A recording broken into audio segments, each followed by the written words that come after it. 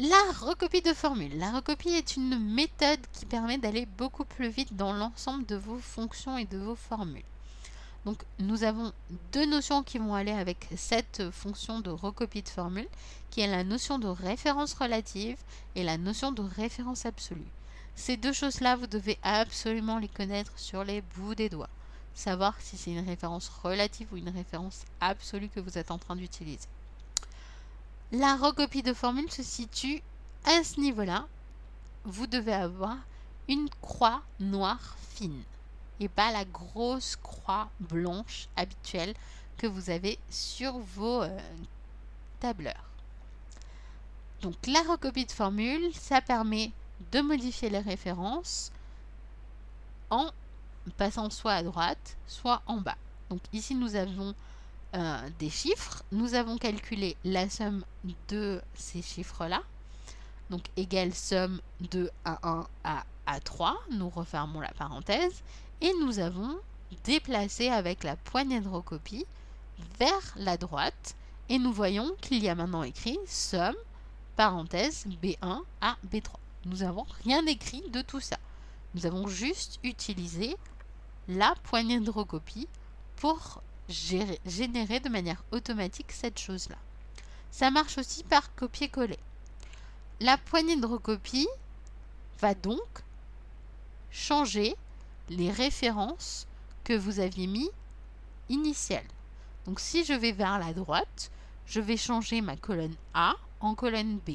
Et donc je vais utiliser les nombres qui sont dans la colonne B plutôt que les nombres qui étaient dans la colonne A. Donc la référence d'une cellule, ici nous sommes en référence dite relative. C'est-à-dire quand nous allons déplacer notre fonction en question, ici nous la déplaçons vers le bas, donc nous sommes en train de faire la somme des chiffres A1 et B1. Remarquez qu'ici nous sommes passés par Excel. C'est juste pour vous montrer que c'est la même chose Excel et Calc. Vous avez toujours l'assistant, vous avez toujours la barre de formule, vous avez toujours la zone de nom et votre tableur qui est d'une certaine manière similaire. Donc ici nous avons les colonnes vachement plus hautes, mais je ne sais pas pourquoi elles sont beaucoup plus hautes à ce niveau-là.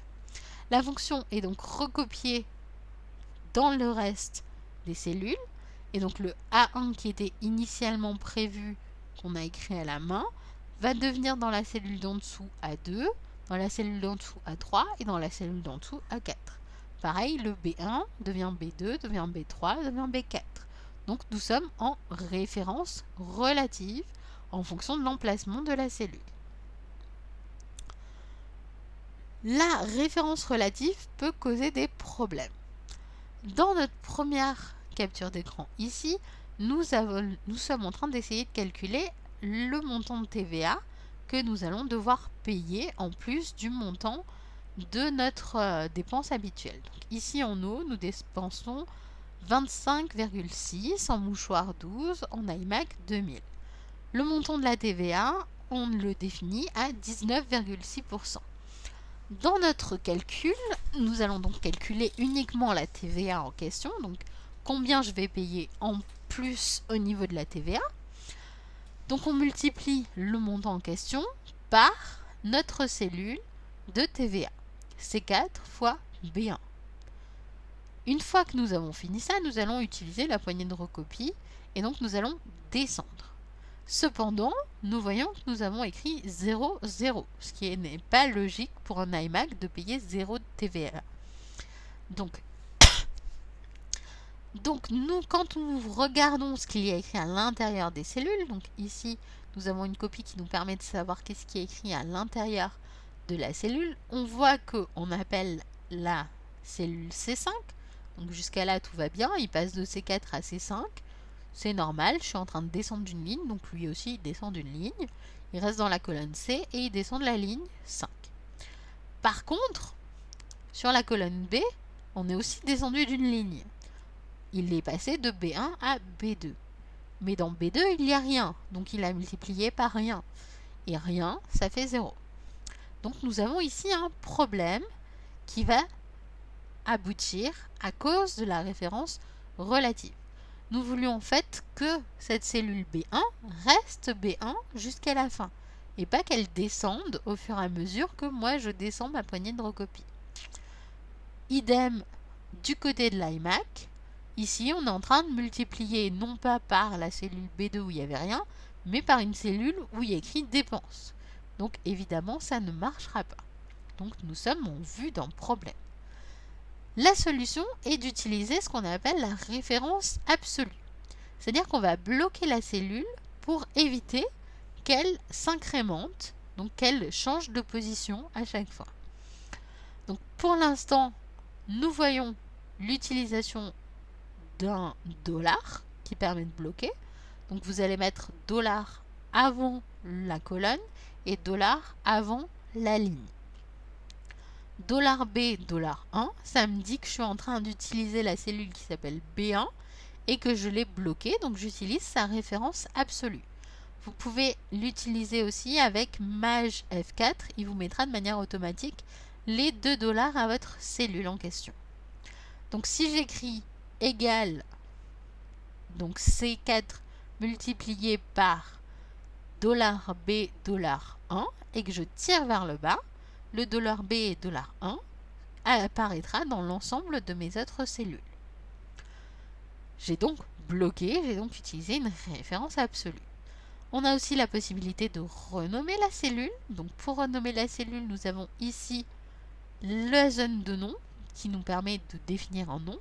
Donc ici, nous avons 125 que nous souhaitons utiliser comme nombre. Donc on va lui donner le nom nombre. Donc on se positionne dans la zone de nom, on écrit le nom qu'on veut lui donner et on appuie sur Entrée pour valider ce nom. Ensuite, vous sortez de la cellule, vous re-rentrez dans la cellule. Si vous voyez que vous avez bien écrit le nom que vous vouliez, c'est que le nom a été pris. Sinon, c'est qu'il y a un problème avec votre nom. Ça peut être un nom qui est interdit par le logiciel. Donc, la possibilité de donner un nom significatif et à ce moment-là, vous allez l'utiliser à l'intérieur de votre fonction et de votre formule. Donc, égale somme, parenthèse, A1, point virgule, nombre. Je suis en train d'utiliser la cellule qui s'appelait anciennement C1. Elle s'appelle toujours C1. Si j'écris C1, ça marchera. Cependant, on a un nom qu'on lui a dédié pour l'utiliser et donc ce nom-là est en référence absolue. Il ne bougera jamais de la cellule C1, que je le descende vers le bas, vers la droite, vers le haut, vers la gauche.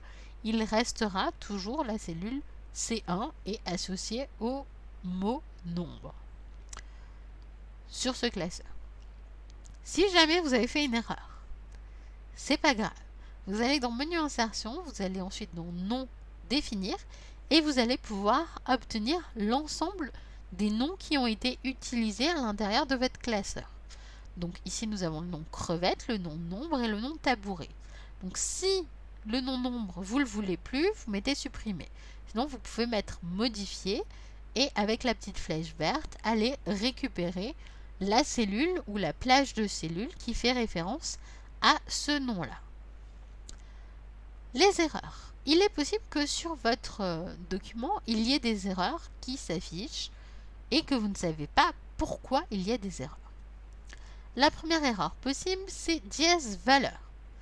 À ce moment-là, c'est qu'il y a un problème dans le type de données. Donc ici, par exemple, nous essayons de faire la somme entre 3 et z, z n'étant pas un nombre, il dit attention, je ne sais pas faire ça. Donc dièse valeur, il y a un problème dans les données.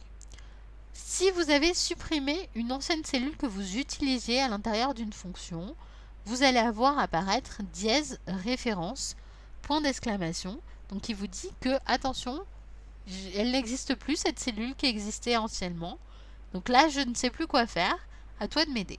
Donc à vous de gérer ce problème-là, soit en recréant la cellule référence qui a disparu, soit en modifiant votre formule. Dièse non va vous dire que vous avez un nom inexistant. Donc ici par exemple on utilise nombre mais on n'a jamais défini nombre à l'intérieur de notre plage. Donc on n'a jamais donné à notre cellule un nom qui s'appellerait nombre. Donc il me dit nombre est inexistant, Je ne connais pas ce nom. Quatrième possibilité, c'est la référence circulaire. Donc la référence circulaire, ça implique que vous êtes en train de vous auto-appeler. À l'intérieur de votre cellule, vous vous appelez. Donc sachant qu'il ne connaît pas le résultat, il ne pourra pas le faire. Donc vous aurez une erreur qui s'appelle erreur 522. Je ne sais pas si j'ai pas mis la dernière. Donc la dernière, je vous la donne. Donc c'est le dièse, dièse, dièse. Donc vous avez 4 dièses qui sont d'affilée, mais en fait ce n'est pas une erreur, c'est juste que votre colonne est trop petite. Donc vous positionnez sur le bord de la colonne, vous attendez le curseur qui va vous permettre d'agrandir votre colonne et vous agrandissez votre colonne. À ce moment-là, vos dièses disparaîtront tout seuls.